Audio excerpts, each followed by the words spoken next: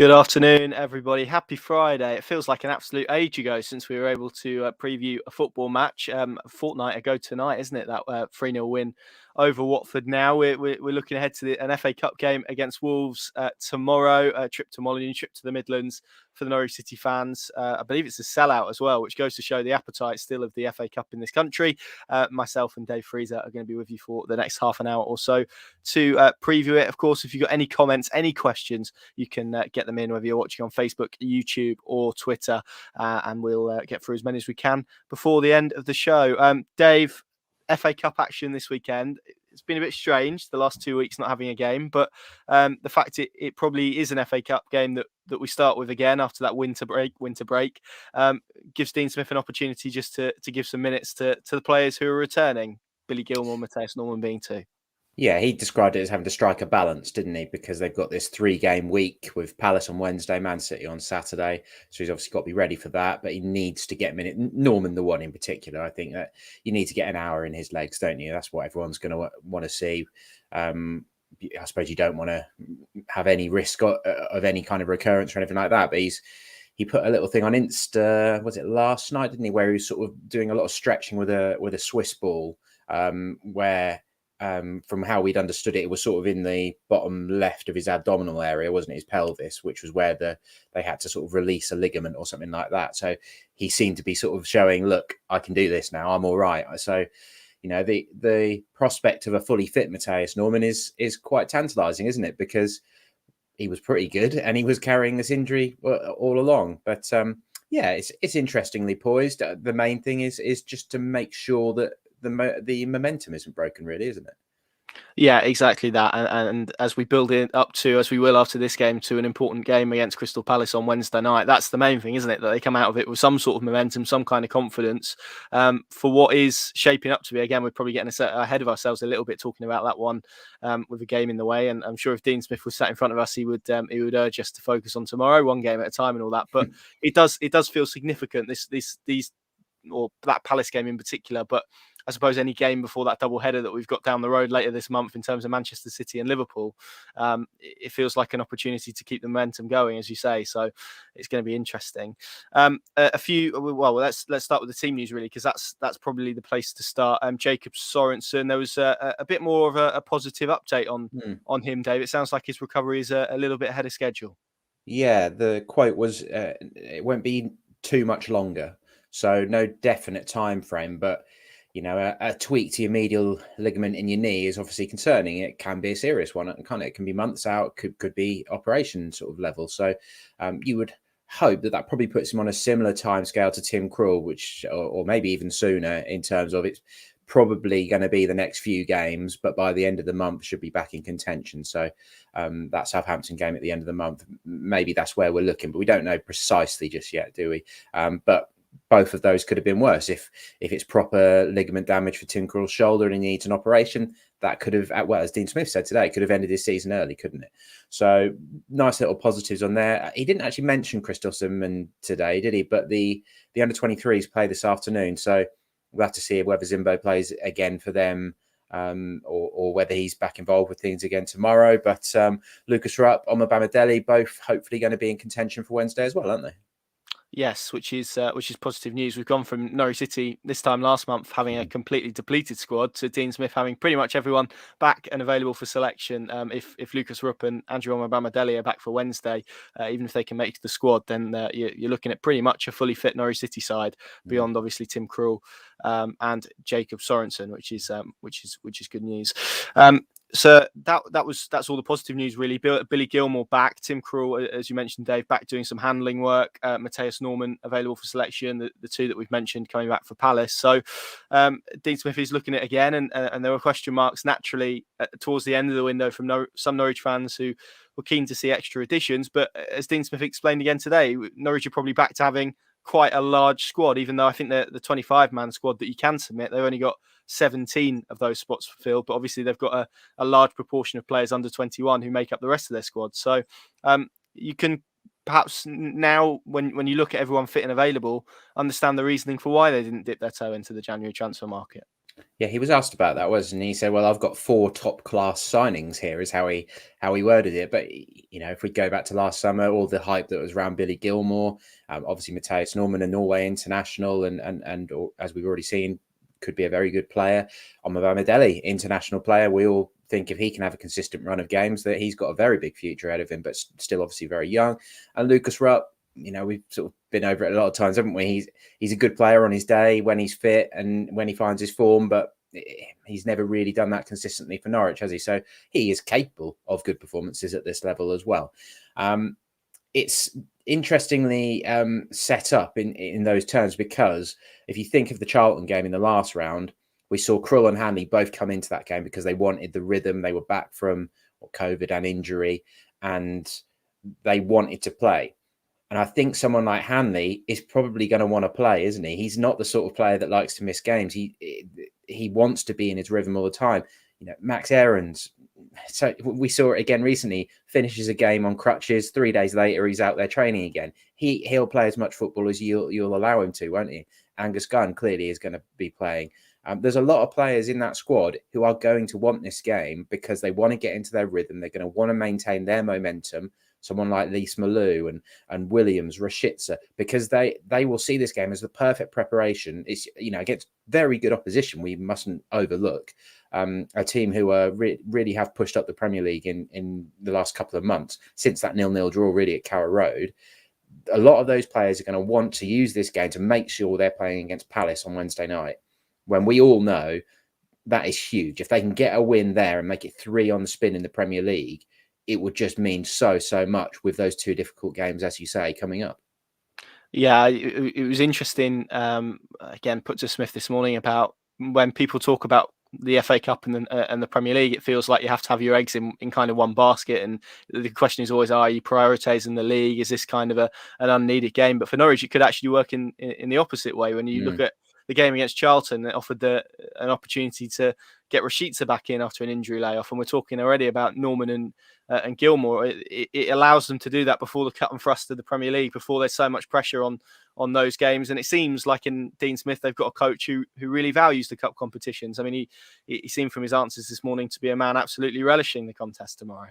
He did. What was the phrase? He'd said to the players, "You're only 5 or 6 games from Wembley," which is nice to hear, and plays up to the fans a bit, doesn't it? Fans always like to hear cup competitions being taken seriously. But I just think in the here and now, as we sit here, they've got to take this game seriously. They've got to go for the win. They've got to go reasonably strong, but with everything that we've sort of teed up earlier in this video, because if you go to Wolves half-assed, you can get spanked 4 or 5-0, no doubt about it. They've got to turn up there and give it their best, because even a 2 or 3-0 win would dent the momentum a little bit. And you would hope that they could shake it off whatever happens anyway. It's not going to be a disaster, but the far better solution is to have a good game. And even if you lose, as long as you've played well and you're competitive in the game, no worries. No one's going to be kicking off, are they? It's all about the Palace game as much as it is nice to hear those things about the FA Cup. I just feel that it suits nicely that they need to just keep things going. Yeah, and the beauty of this game is that we can frame it however we want. If they lose the game, then we say, it's all about the Premier League anyway. But if they win it, then we say, cup runs are beautiful. So that's the nature of it. We're going to bring you a clip of Dean Smith now from earlier today in his press conference, talking about a certain Todd Cantwell, and we'll pick up the conversation after this clip. We were all hoping that Todd could recapture the form that we'd all seen in the previous Premier League campaign. And, I gave him a start in my very first game, and we've been working very hard with him, but unfortunately he just didn't recapture that form. And he felt it was the right time to go and get some games elsewhere. And he wasn't in the squad at the time because of his form, and whether that be down to a lack of confidence, I don't know. But it certainly wasn't a lack of attitude. I found him a really good young man to work with, who had a good attitude. He just hadn't recaptured that form for whatever reason. Some really interesting comments there, Dave, on Todd. Obviously completed his loan move to Bournemouth late on deadline day, £11 million option inserted into that, we believe. Again, his comments may be interesting because they weren't scathing of Todd. They weren't particularly sort of suggest, or it didn't suggest that there was any kind of breakdown in relations between himself and Todd while he was at the club, or shutting down some of the conspiracy theories maybe around this exit. But what he did say was quite interesting, that there was a player there who had clearly lost his confidence and his form, and ultimately maybe Norwich City are in a position where they didn't necessarily feel like that was going to come back anytime soon, hence the decision that he's to move him out on loan. We've obviously seen other players excel under Smith, and I kind of put the question to him later on about, okay, well, what does he need to do at Bournemouth in order to recapture that? And he mentioned levels in training, which was maybe quite striking. I think this is a complex one, and it reminds me a little bit of when we used to ask Daniel Farker all the time about Nelson Oliveira, and he never used to bite. He never used to slag off Nelson. And it's because you've got the value there, haven't you? You don't ever want to say something negative about a player when you're still looking to make money on them eventually down the line. So there's that element to it. As we talked about in our Q&A on Monday, whenever we've spoken to Todd, he's been, or certainly I can only speak for myself, he's been a nice lad, very polite, someone that sort of a deep thinker about his football, takes it all very, very seriously, and is desperate to be successful and ambitious, as you should be. He has got a bit of swagger, but a lot of the top players do. You know, Craig Bellamy is the best player I've ever seen for Norwich. Certainly in the top 5. And he certainly had the arrogance, didn't he? He had the swagger. And sometimes that's what takes you towards the top of the game.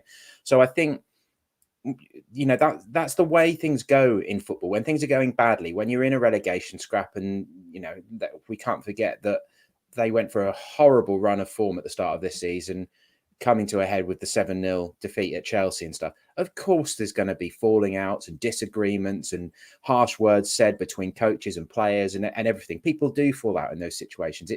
It's unavoidable.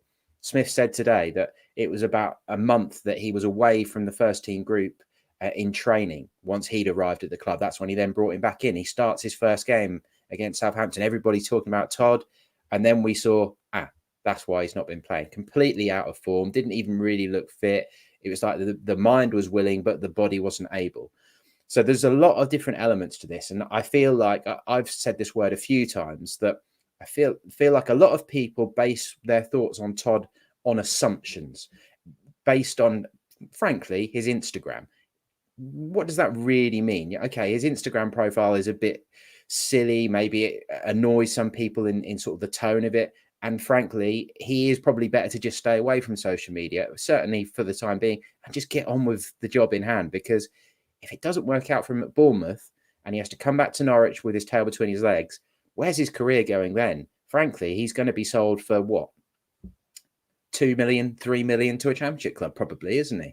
It's not going to be in a good position. It's unlikely, even if Norwich go down, that they'd bring him back into things, because it's almost like this parting of the ways, everyone could see it was for the best. So ultimately, as we all said quite a bit before he actually left for Bournemouth, the best solution now is really, because things have soured to the point that they have, and it's a shame, and there is a definite sadness to it. But the better thing now is that Norwich just crack on without Todd Cantwell, secure Premier League survival, but then he also gets championship promotion with Bournemouth. Norwich get a decent chunk of money out of a situation where it was looking like they might not. You know, about 11 million would be decent in the circumstances, even if he did have another championship promotion on his CV. And then everyone can sort of shake hands, walk away. And I'm sure, you know, time's a great healer. Eventually we will talk to Todd and he'll look back on all the happy times. But right now it's raw for him. It's disappointing for the club. And it's best that everybody just cracks on. Yeah, and I think there's an element more generally around the conversation with Todd. We have to be very careful, I think, in terms of what do we want from footballers? Do we want them to be robotic in answers when we speak to them, for example? Do we want them to have a bit of personality, a bit of colour? I think Todd does have personality and colour, and maybe that rubs people up the wrong way, but isn't that what we want footballers to be? We want them to have opinions on things and think about their game intellectually rather than maybe just the media trained stuff. So I think there's like that element. Win. Yeah, exactly that. And it will be interesting to see how he gets on at Bournemouth, and I suppose when eventually he does tell his side of the story, which I'm sure will happen at some point, how he views this all. But it comes back to the point, I think, Dave, of just a collective disappointment, maybe not necessarily around Todd, but about the way it's ended, because there was obviously a massive void in creative terms left by Emi Buendia in the summer, and I don't think anyone was realistically expecting Todd to replicate what he achieved in the Championship last year this season. But there was the expectation that he would emerge and become a real significant player for Norwich City this year. That obviously hasn't happened. I think if you'd have told most people in the summer that by the end of January Todd Cantwell will be back in the Championship on loan at Bournemouth, I don't think many people would have believed you. So it's that disappointment, isn't it, I suppose, that fuels it, because everyone knows the ability that he does have when he is in form and he is confident. It is, and I think we can essentially go back to the fact that the recruitment almost shows that they planned for a 4-3-3, didn't they? And that's where Farke was heading towards, and that sort of cut was all out a little bit anyway, didn't it? But they moved on from Emi, and on reflection, even in that Premier League season, when they still tried to play Farke ball all the time, the freedom that Todd and Emi were given was basically total, wasn't it? They could roam wherever they wanted. Todd would be on the right, Emi would be anywhere, wouldn't he? He could pop up anywhere on the pitch. And those behind them were, other than maybe the fullbacks bombing on, were pretty much there to facilitate them, because they knew that they were the best players in the Championship, or among the best players, Emi the best player. And their job was essentially to feed Timo Pukki, wasn't it? Once they switched to a 4-3-3, and Todd didn't have that quite the same freedom, where he had to be a bit more of a disciplined winger. It's not like he didn't track back and things. Todd, the work was there. It didn't come naturally to him, but I don't think anyone could say that Todd didn't try defensively. He maybe wasn't great at it, but he put in the effort. But once you've got a 3-man midfield behind someone like that, then those pockets of space are getting filled up by your Kenny McLean or Billy Gilmore, whoever it is moving forward from that midfield three.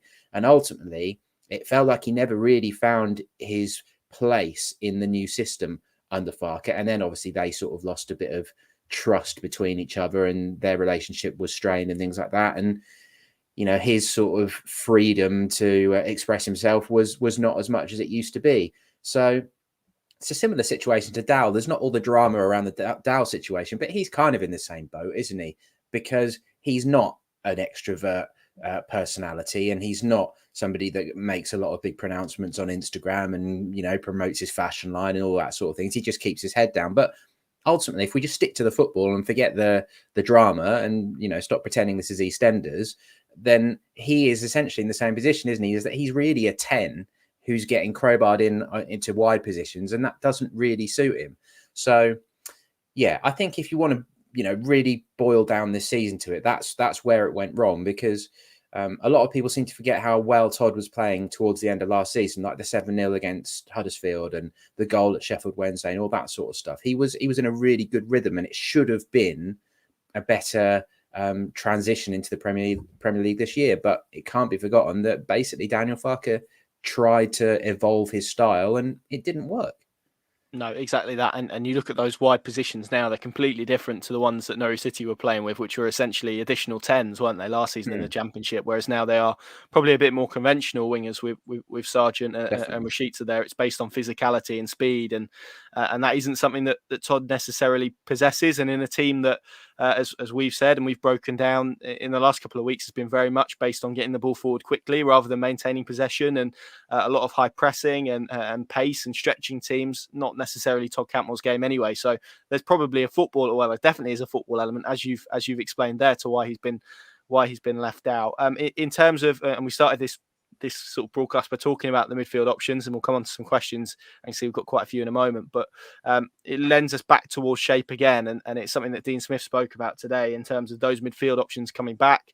The 4-4-2 really, despite how successful it's been, was born out of necessity, really, rather than any sort of clever, cute tactical change that Smith and Shakespeare made.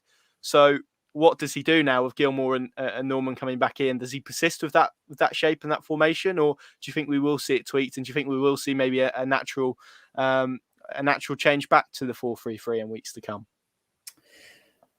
Yeah, I think generally he'll stick with the 4-4-2 now if he's playing 4 at the back. I think it's going to be the 3 at the back that is the interesting one, particularly the Manchester City and Liverpool games. I haven't had a chance to check yet, but I don't think Wolves play a 3 at the back anymore, do they? They've gone to. I think they have been, yeah. Yeah, have they? Okay, so maybe this could be an opportunity to warm up for that. And if Omobamidele was fit, then maybe that he really would have looked to have done that. But you got Kabak as well, haven't you? He's got those options. But for me, it's felt much better. It's felt in the circumstances that has suited what they needed in terms of just making it more simple and going back to your basics and stuff. And you've just got two, like you've just described, out and out wingers and two central midfielders. It's made everything that bit more simple. And Adam Eder is almost just, okay, maybe it wasn't quite as good against Watford as it was against Everton, but he was still effective. He's gone quite old school as well, hasn't he? He was playing like Grant Holt style against Everton. He was holding the ball up. He was fantastic.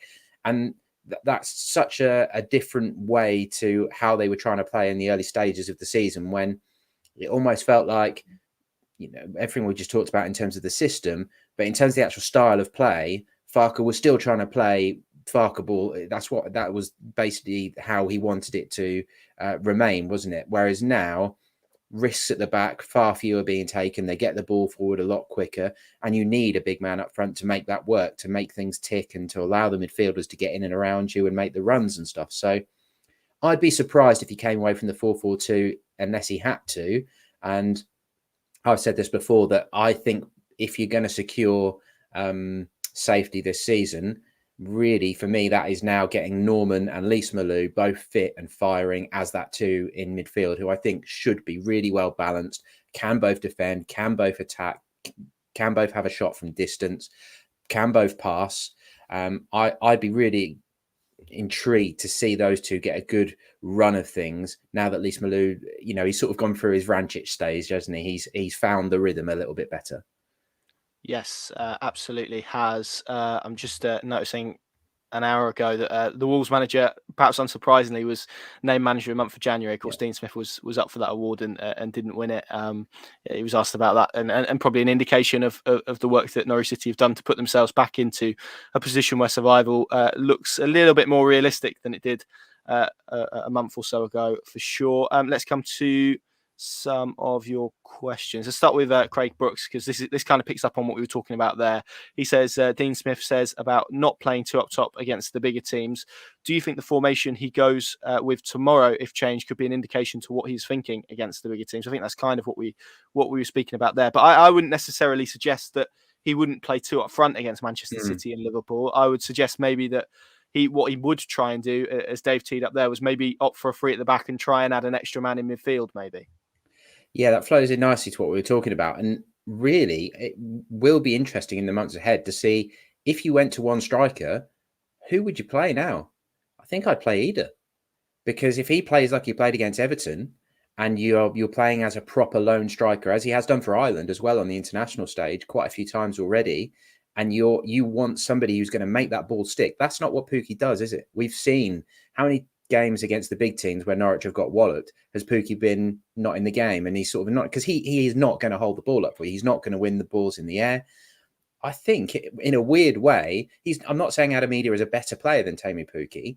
He's not as good a finisher, but he hopefully can get to those sort of levels, and is moving in the right direction, definitely. But I think in the circumstance they're in a relegation battle, where if you're putting one man up top and you're playing five at the back or whatever, I'd probably have him. Would you agree? Yeah, I think so. In that situation, I remember watching Norwich at Stamford Bridge. I don't know why I've even kept it in my head, to be honest. But there were moments in that game where it just felt like they needed a presence who could hold the ball up and bring players up the pitch a little bit, just to relieve the pressure. And particularly when you play Manchester City, when it's so constant, and a lot of what you're going to have to do essentially is defensive work.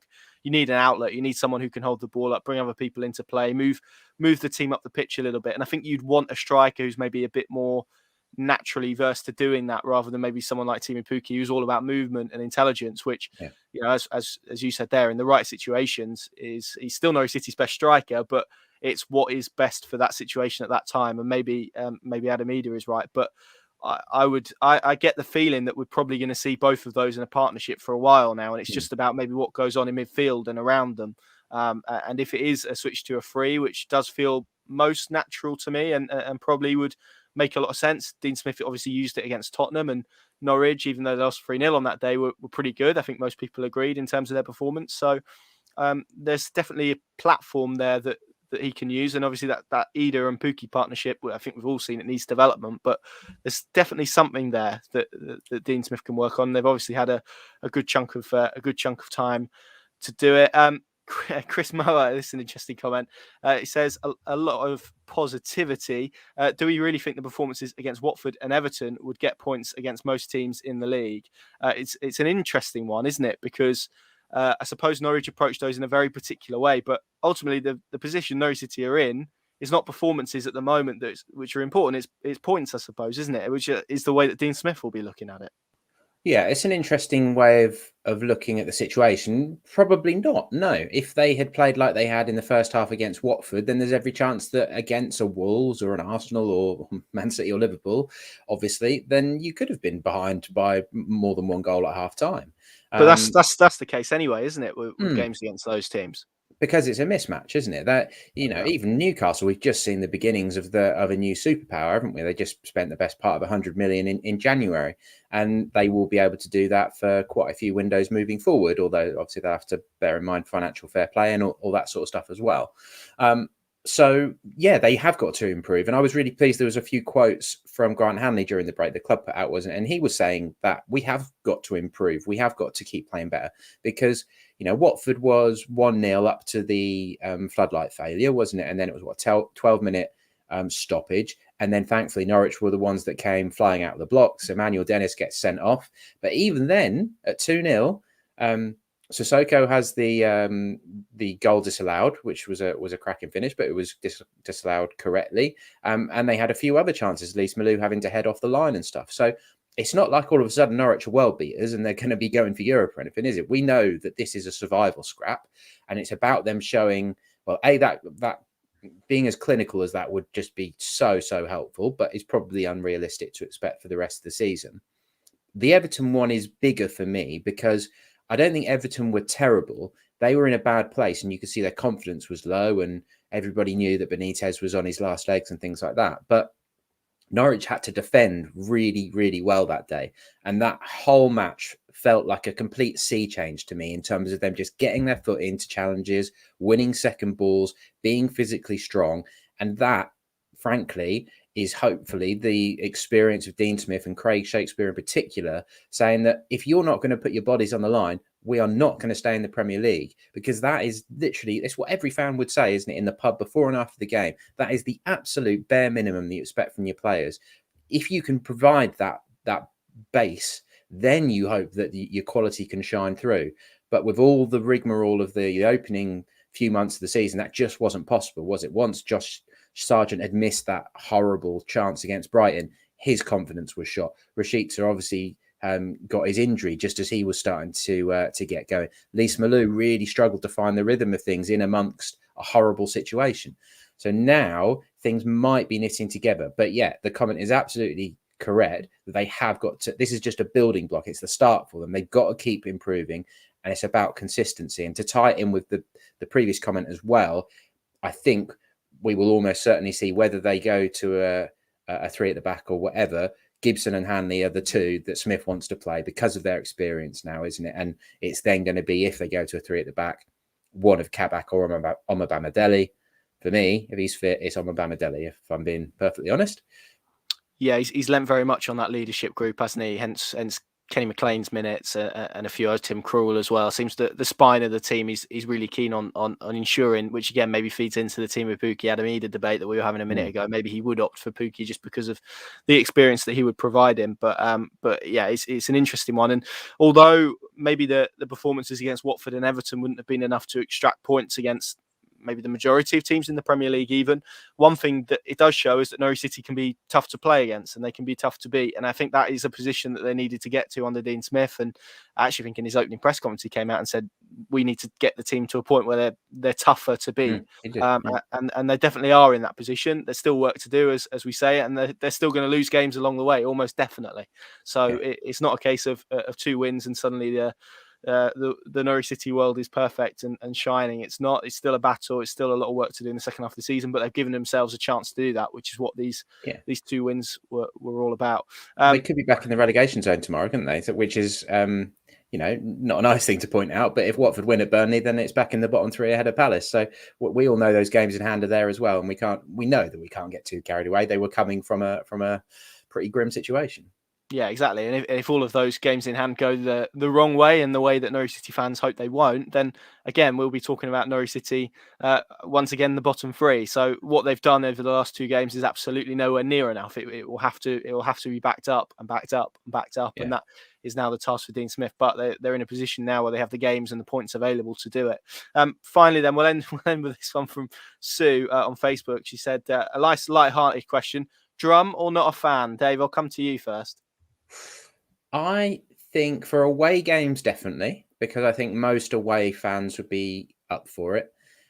And I would like it at the home game, but I can understand people's arguments about if you're the person that sat next to it, it's not a particularly enjoyable experience. So I don't know. I suppose that's one for the club to really liaise with your fan groups like Along Come Norwich and Barclay and Norwich and stuff to see what they think about it. Because if you were going to do it for home games, I think it would be good. Palace had a drum, didn't they, in the what's it called, the Holmesdale end, or whatever the rowdy end is there. But I think you'd maybe have to move it. You'd have to have it in different places and for different games. It's, you've got to have a little group of people who are willing to have it during the games. But then not everyone's good with the drum, are they? So consultation in terms of the home game, but for an away match, keep it coming, because the Watford atmosphere was brilliant and memorable.